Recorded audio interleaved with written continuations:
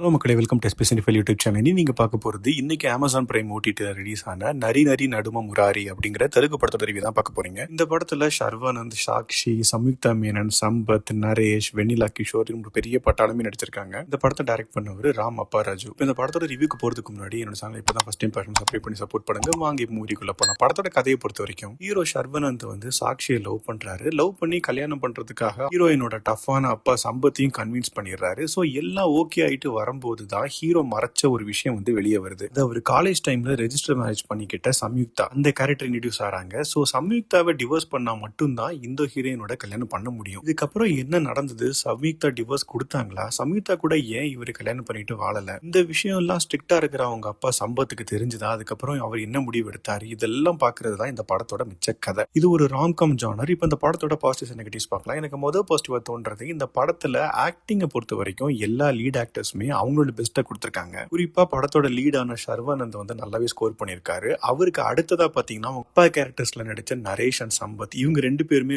ஒரு நல்ல பெர்ஃபார்மன்ஸ் கொடுத்திருந்தாங்க. அடுத்த பாசிட்டிவா தோன்றது, இந்த ஒரு ராம்காம் ஜானர் அப்படிங்கிறதுனால காமெடிக்கு பஞ்சமே இல்ல. ஸ்டார்ட் டு எண்ட் வரைக்கும் காமெடி நிறைய வருது. அண்ட் சில காமெடிஸ் எல்லாம் நல்லாவே ஒர்க் அவுட் ஆயிருக்குது. குறிப்பா ஹீரோ அப்பாவோட லவ் போர்ஷன்ஸ், ரெஜிஸ்டரா வரக்கூடிய சுனிலோட போர்ஷன்ஸ், அண்ட் டெக்னிக்கலா சினிமோட்டோகிராஃபி நல்லா இருந்தது. அண்ட் சாங்ஸ் அண்ட் கோரியோகிராஃபியும் நல்லா இருந்தது. இதெல்லாம் தான் இந்த படத்தோட பாசிட்டிவ்ஸ். இப்ப நெகட்டிவ்ஸ் பார்க்கலாம்.